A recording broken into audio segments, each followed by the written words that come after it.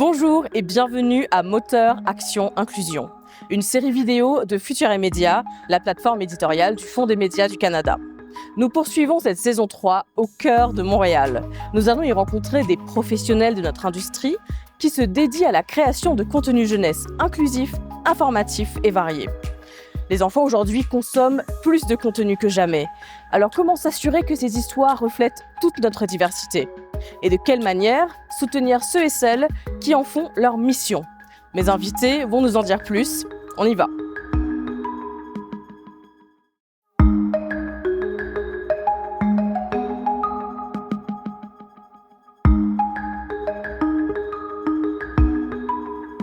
Dans ce 4e épisode, je m'entretiens avec Judith Beauregard et Florence Roche, productrices et co-PDG de Tobo, qui nous présenteront leur modèle de gestion féministe et ouvert sur le monde.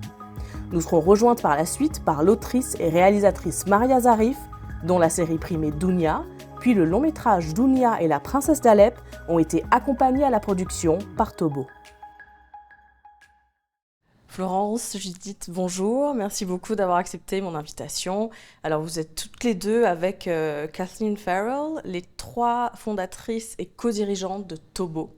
Alors, comment est-ce que vous vous êtes rencontrées toutes les 3 et comment est-ce que vous avez pris la décision de créer Tobo et de le gérer en fait ensemble ?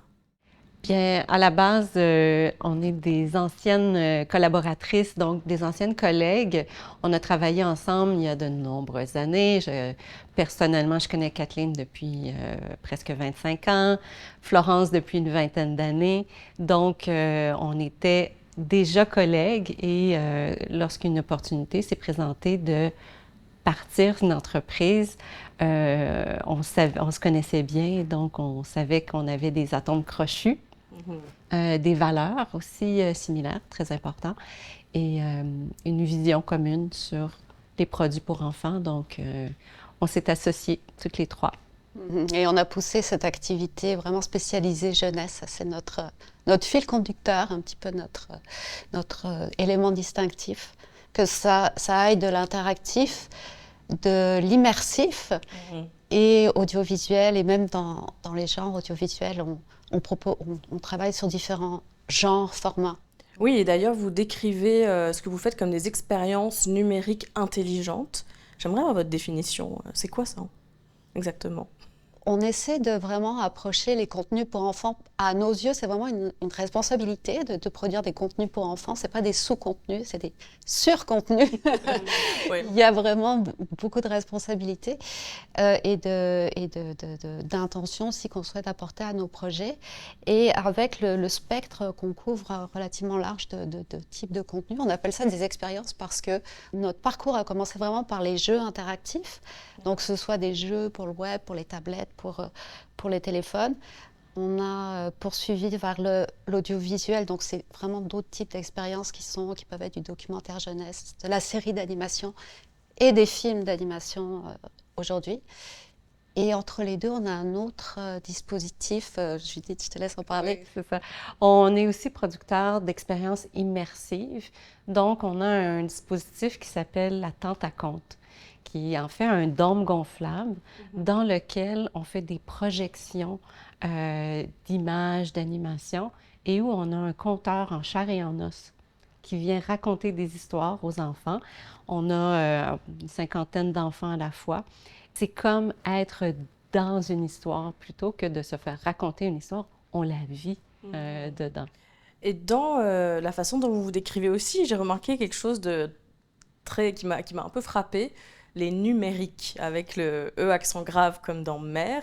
Donc vous avez clairement cette approche de mettre votre parentalité en fait au centre de votre vision, des contenus que vous voulez mettre de l'avant. Pourquoi est-ce que c'est si important ? C'est assez rare d'ailleurs, il faut le souligner. Comment ça influence en fait votre approche ? Bien, c'est sûr qu'à la base, nous sommes toutes les 3 des mamans. Et quand on a parti Tobo, il y a presque 12 ans, nos enfants étaient quand même assez jeunes. Et donc, cette notion de créer des produits pour les enfants, bien, parmi ces enfants-là étaient les nôtres. C'est sûr qu'on voulait créer des choses de qualité qui parlent à ces jeunes-là. Donc, il y a ce côté-là, puis il y a le côté très pratico-pratique. Pour nous, les numériques, ça veut aussi dire, non seulement on met nos valeurs de maman dans nos produits, mais aussi on a cette conciliation travail-famille qui est très importante. On en parle maintenant, on en parlait aussi il y a 12 ans, mais Beaucoup moins. Beaucoup moins. Absolument. Beaucoup moins. C'est ça, le télétravail était quelque chose d'assez exotique à ce moment-là. Et c'était des pratiques qu'on a pas mis en place de façon généralisée, mais qu'on a offert à nos équipes comme flexibilité, en fait, comme flexibilité dans les modes de travail. Depuis le début, avec aussi notre... c'est ça, notre sensibilité c'est parce que pour nous, c'est pas une fiction, on le vit tous les jours et on le vivait encore plus à cette époque-là. De la conciliation avec la famille et ça prend de la flexibilité. C'est pas de la magie, magiquement qu'on peut rentrer 3 journées en une. Oui, et puis justement, comme vous disiez, c'était beaucoup moins, on en parlait beaucoup moins à l'époque, fallait presque se cacher ou essayer de faire comme si on gérait tout sans rien montrer, etc. Et en parlant de pratiques inclusives qui finalement favorisent tous les parents, vous avez des exemples particuliers que vous mettez en place au sein de Tobo, dont vous pourriez me parler un petit peu? Oui, bien sûr. Nous, on a mis en place surtout depuis la pandémie, la flexibilité donc totale de travailler soit de la maison ou du bureau. On a un bureau, on a gardé quand même un espace de travail. Donc, c'est une flexibilité totale et c'est une question de confiance rendue là. On n'est pas à gérer le quotidien, l'horaire de nos employés. On a un travail à faire, on a un travail d'équipe à faire. On s'attend à ce que tout le monde y participe de manière égale. Mais après ça, l'heure à laquelle tu le fais, puis on est plus sur les résultats que sur la gestion. Donc, c'est une question de confiance, beaucoup, beaucoup. Et en fait, d'autonomisation. Je pense que c'est peut-être aussi quelque chose du travail des parents, de confier, de donner de l'autonomie aux enfants. De la même façon, l'équipe, on est une petite équipe, chaque personne compte. Chaque personne amène son expertise et on établit des liens de confiance et d'autonomie. Chacun va contribuer comme ça. Surtout dans une optique où on est une structure très horizontale.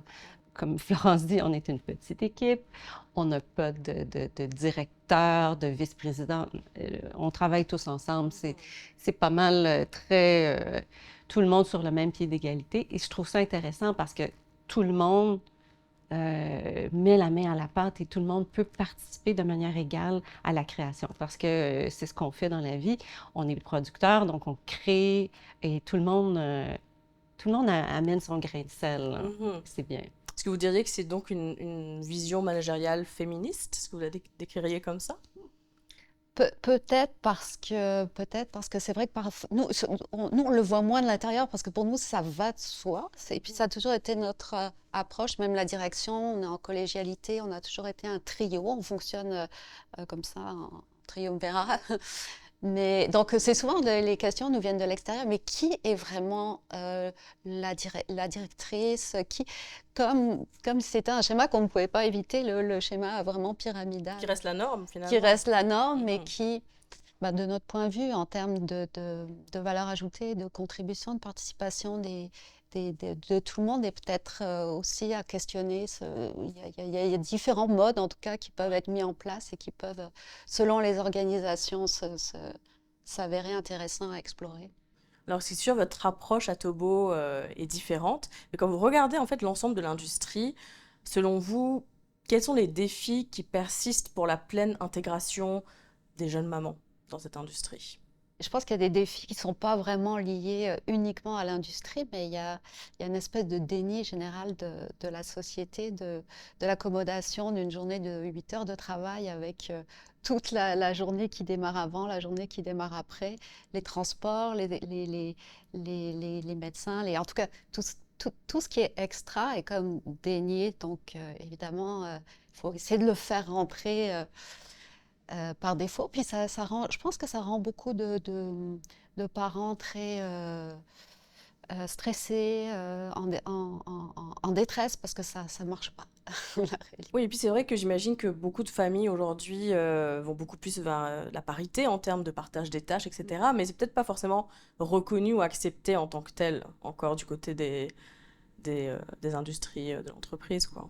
Effectivement, je pense que de notre côté, c'est très égalitaire. On a eu des employés, hommes autant que femmes, qui ont pris des congés parentaux, mais je sais que c'est pas toujours le cas, c'est pas toujours très bien accepté autour. J'ai entendu des histoires où 2 semaines, c'était trop pour un homme. Puis, donc, effectivement, je pense il y a besoin de regarder quelles sont les réelles responsabilités des parents aujourd'hui le, versus le temps disponible. Je suis tout à fait d'accord avec Florence. C'est une question aussi de société, puis c'est pas juste notre industrie, là. C'est de vraiment regarder comment on peut plus aider les parents à combiner ces réalités-là qui sont au quotidien, là. C'est du lundi au vendredi. C'est ça, puis avoir un mode de vie simplement soutenable et où les individus s'épanouissent. Oui, vous le voyez directement, justement, la valeur ajoutée, finalement, dans le travail, les gens sont plus présents, plus motivés, j'imagine aussi. Bien sûr, bien sûr. Euh, et contents d'être là quand ils ont c'est ça, l'esprit tranquille et qu'ils peuvent moduler selon leurs besoins. Et vous parlez de l'importance d'avoir des enfants qui vivent dans cette ère numérique, donc vous pouvez directement suivre en fait, voilà, ce qui est les tendances, ce que vous percevez comme étant les bons contenus, les bons contenants aussi à créer. Aujourd'hui, ça fait 12 ans que vous avez créé Tobo.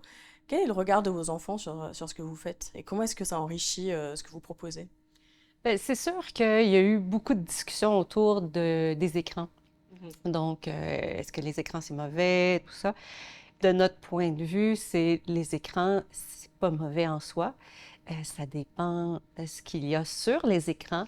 Évidemment, en quantité raisonnable, mais on croit beaucoup au pouvoir éducatif des écrans. Donc, c'est sûr que de notre côté, nos enfants ont consommé ce qu'on a produit. C'est le fun d'avoir des testeurs à la maison, des focus group très faciles à faire. Oui. C'est un regard effectivement intéressant d'avoir là, des gens, des jeunes d'aujourd'hui, parce que on est jeunes dans l'âme, mais bien sûr, ça fait longtemps qu'on était des jeunes de notre côté et c'est important de toujours garder le pouls. Maintenant, je pense que, en tout cas, je parle pour mes enfants, mais je pense qu'ils sont très fiers, en fait, de ce qu'on a réussi à faire chez Tobo. Et fiers, je vois, on a 3 filles, voir une femme avoir une entreprise, avoir du succès, leader. Je pense qu'elles ont incorporé ça maintenant en elles, que c'est tout à fait naturel et sont très fières de leur maman.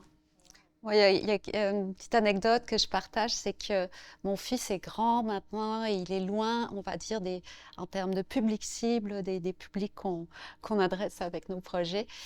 Et lors il est venu avec moi à une projection de Dounia et la princesse d'Alep.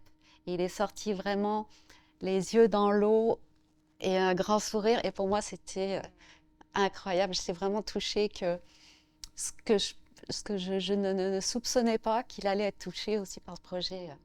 Donc, il est resté sensible, en fait. Oui. Ouais. On va parler de Dounia tout à l'heure avec Maria Zarif.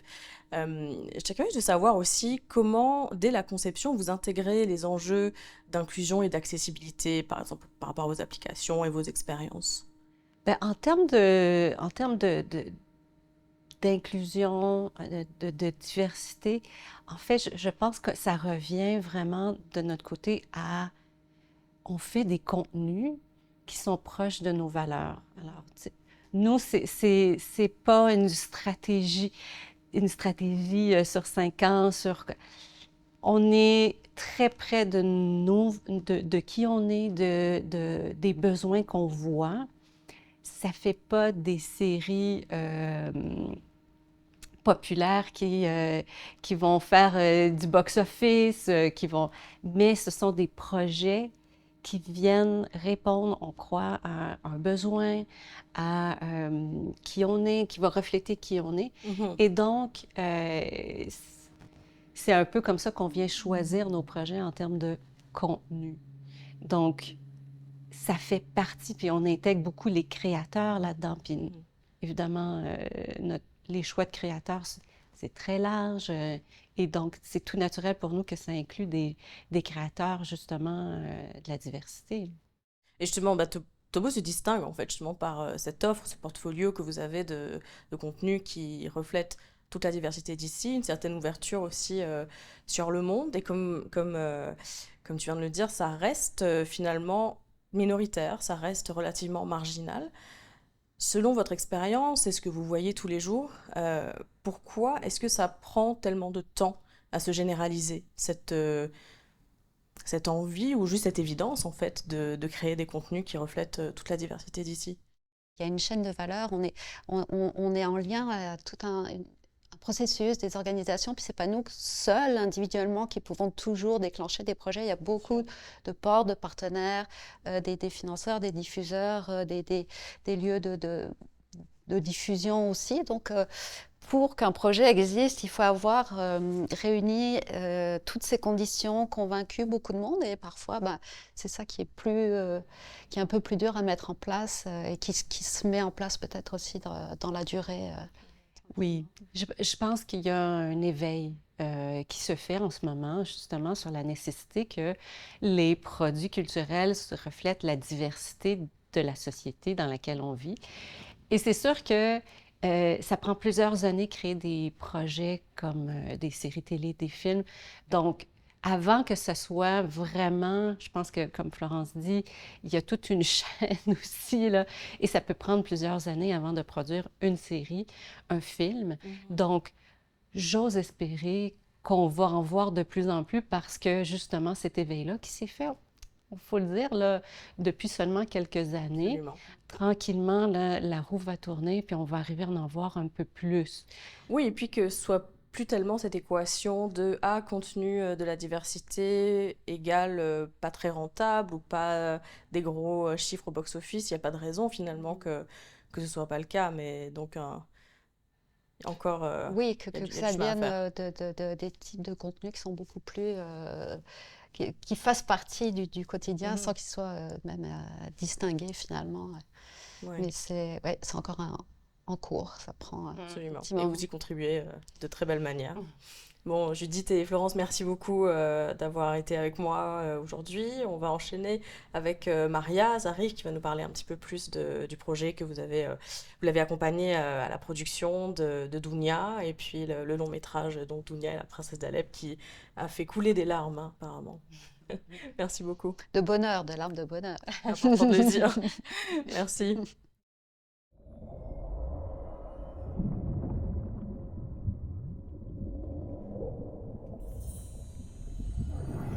Bonjour Maria, merci beaucoup de te joindre à nous pour la suite de cette conversation. Alors ta série Dounia et long métrage, Dounia et la princesse d'Alep, les deux primés plusieurs fois, produits par Tobo, fait clairement partie de ces projets dont on parlait tout à l'heure qui illustrent toute notre diversité et notre ouverture sur le monde. Comment est-ce que votre collaboration a commencé, toutes les deux? Bien, nous sommes en fait des anciennes collègues et ensuite, Maria a joint l'équipe de Tobo pendant plusieurs années et en tant que directrice de création chez nous. Donc c'est semblé naturel en fait que ton projet soit produit, accompagné. Mon projet a été initié par Tobo et par Judith et Florence, dans le sens que Judith et Florence, à un moment donné, elles avaient envie de commencer à produire du contenu original et elles sont venues me voir en me disant « Maria, est-ce que tu veux imaginer quelque chose autour du vivre ensemble ?»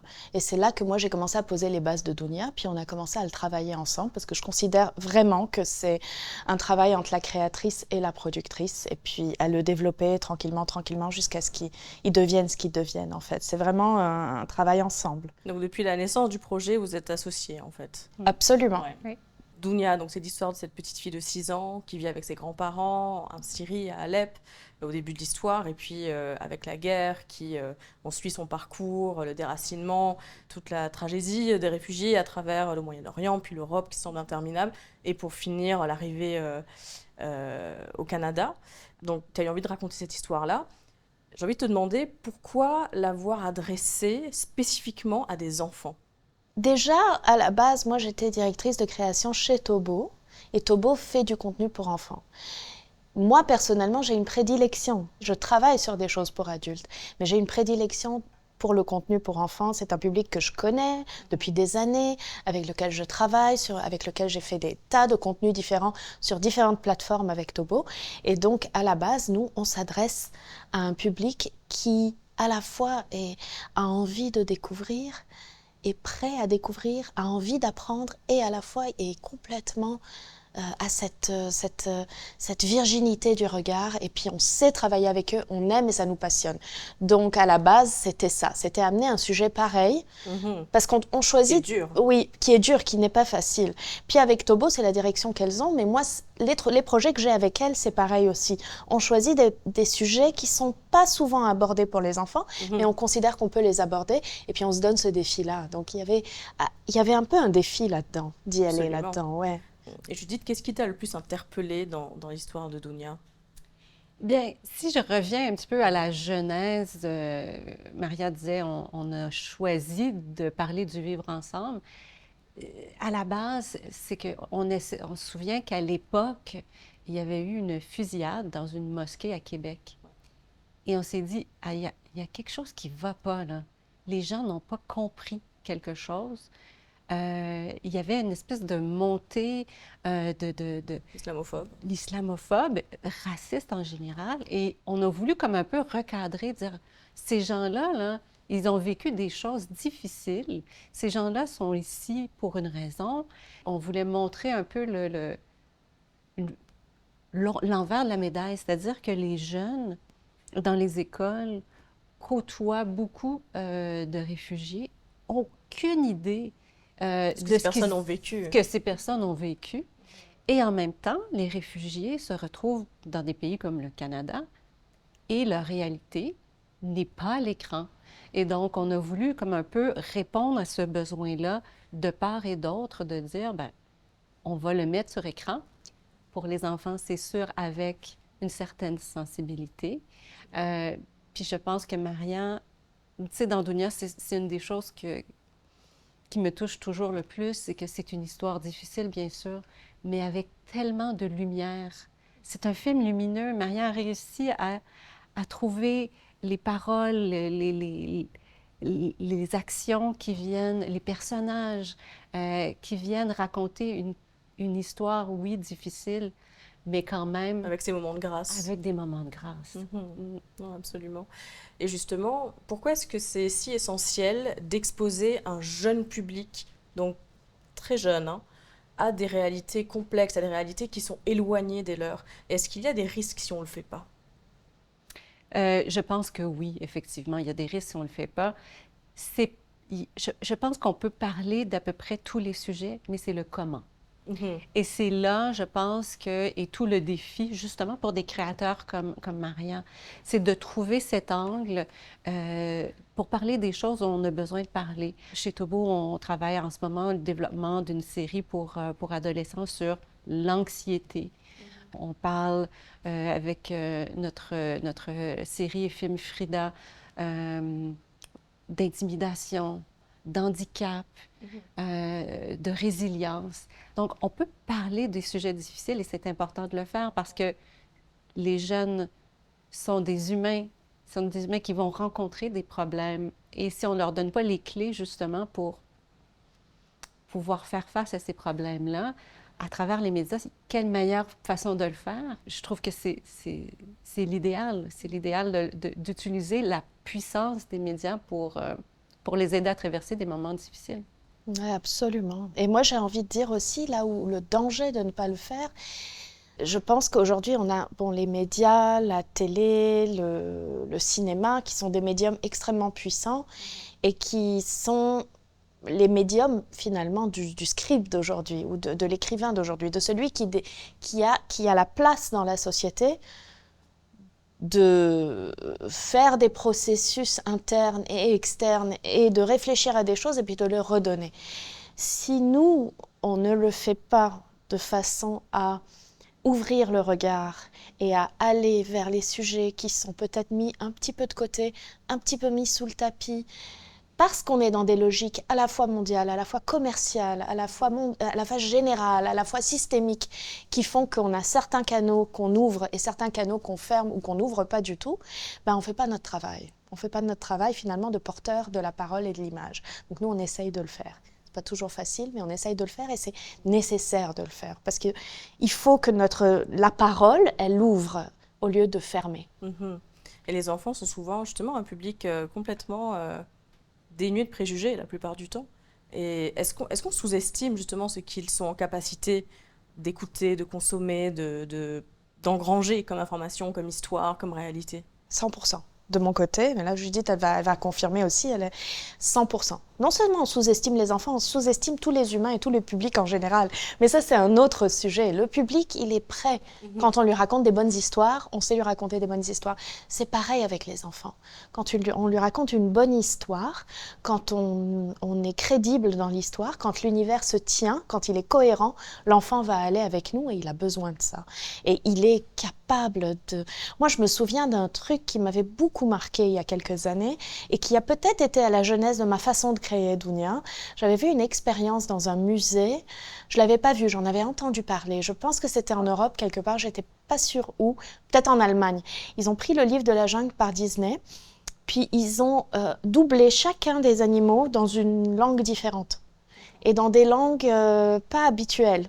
Donc on avait des langues d'Inde, on avait du mandarin, on avait toutes sortes de langues que les enfants ne sont pas habitués d'entendre et aucune langue qu'ils comprenaient.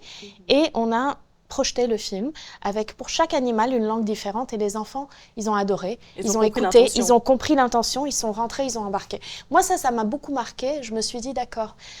Donc tout le monde est prêt en fait à ça.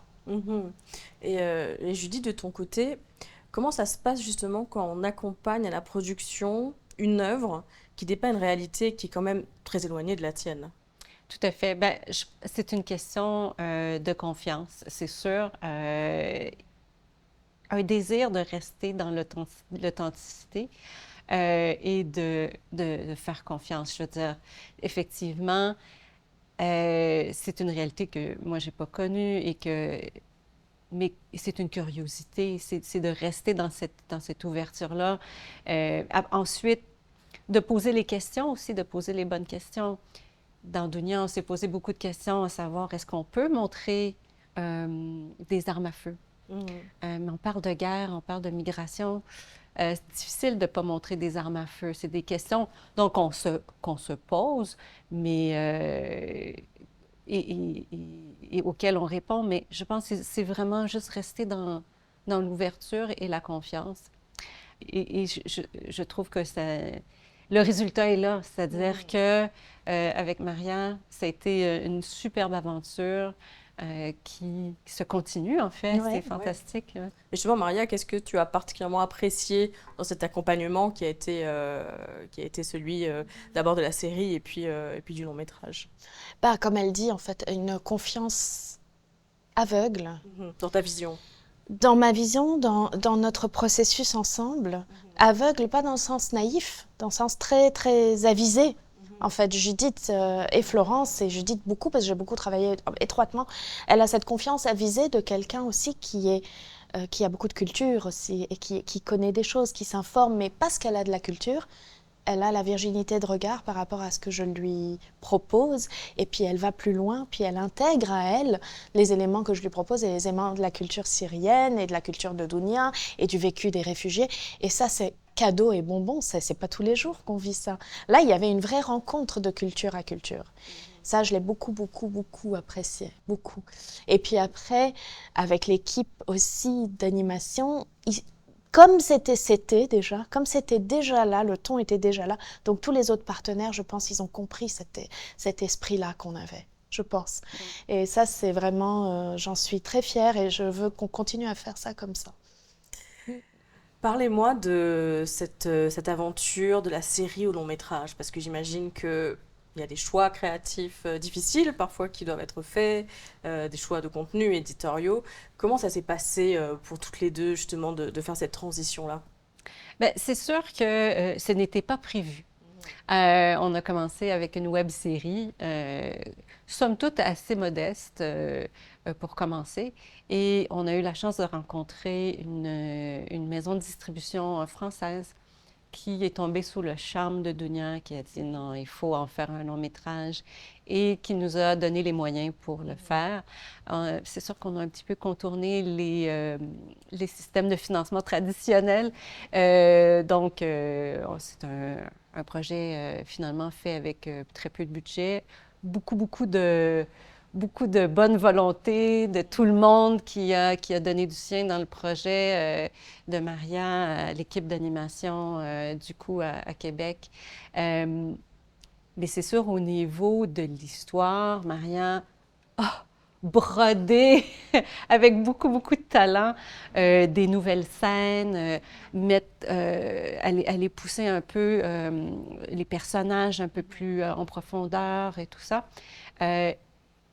J'ose penser que ça ne paraît pas trop à l'écran où on est allé, mais vraiment beaucoup de talent pour faire ce genre de choses-là. Ouais, oui, j'imagine en fait. Je crois que ça a été une des contorsions incroyables en fait au niveau financement, au niveau structure traditionnelle. Et puis je pense qu'il y a quelque chose là aussi. Que vous avez dû un peu réinventer. Oui. En fait, moi, pour avouer vraiment, je pense que j'avais écrit des scénarios un peu longs aussi. À la base, au niveau de la série, je pense qu'il y avait là déjà la structure pour faire un long métrage, parce que c'était construit beaucoup. C'est pas épisodique, ça se suivait dans une seule courbe narrative. Donc ça aide. Après, il fallait jouer avec les blocs qu'on avait déjà, puis rajouter la bonne chose au bon moment, dans les limites aussi, parce que là où il y avait des contorsions, que ce soit moi ou que ce soit l'équipe d'animation ou l'équipe créative chez Ducoup, nos partenaires, il fallait faire des contorsions aussi par rapport au temps et au budget qu'on avait. Donc, trouver la bonne chose pour pouvoir harmoniser le tout. Pour moi, c'était un défi que j'ai trouvé génial. C'était difficile, mais c'était génial de le faire. Moi, j'en prends toujours des défis comme ça. J'en veux encore. Et justement, quels sont vos projets Est-ce que vous avez des projets conjoints qui se profilent? Qu'est-ce que vous pouvez nous en dire à ce stade? Qu'est-ce qu'on peut en dire? On travaille ensemble sur le développement d'un projet de long métrage d'animation sur le thème de la création de l'écriture. C'est ça. C'est tout ce qu'on peut dire en fait, c'est que on va pas en dire beaucoup plus. C'est pour enfants. C'est animé. C'est un long métrage. Je pense qu'on va s'attacher. Déjà, ça, c'est génial. Ouais. C'est génial de savoir ça.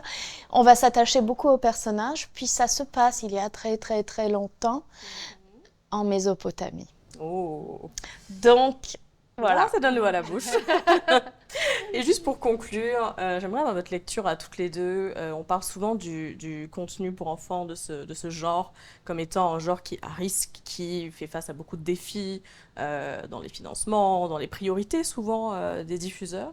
Comment est-ce que vous voyez les prochaines années? Est-ce qu'il y a des choses qui vont permettre de contrer en fait cette tendance-là? Quelle est votre analyse là pour les prochaines années? Je dis rien de nouveau. Je pense qu'on sait tous que les consommateurs de contenu, de culture de demain, ce sont les enfants maintenant. Et donc, il faut vraiment les raccrocher à la culture québécoise, canadienne, avec des contenus qui leur parlent, qui sont locaux. Et donc, je pense que les diffuseurs, les distributeurs, tous ceux qui font la dissémination de la culture télévisuelle, audiovisuelle ici, sont conscients de ça. Maintenant, il faut justement avoir les moyens pour le faire. Puis nous, c'est évidemment, on y croit. On croit qu'il faut créer des contenus de qualité, locaux, intelligents. Puis, quand on dit intelligent, pour nous, ça veut dire pas nécessairement éducatif, mais juste des contenus qui parlent justement de l'intelligence des enfants, l'ouverture sur le monde, connaissance d'eux-mêmes. C'est crucial qu'on développe des produits pour les enfants qui vont leur parler, qui vont parler à leur culture. Leur identité. Oui, bien sûr. exactement. Maintenant, après ça, est-ce qu'il y aura les moyens pour le faire? C'est ce qu'on espère. Absolument. Absolument. Merci à toutes les deux. C'était un plaisir de parler avec vous aujourd'hui et de très bonne continuation. Et j'ai vraiment hâte d'en entendre plus sur ce projet. Merci beaucoup. Merci. Merci de nous avoir invités.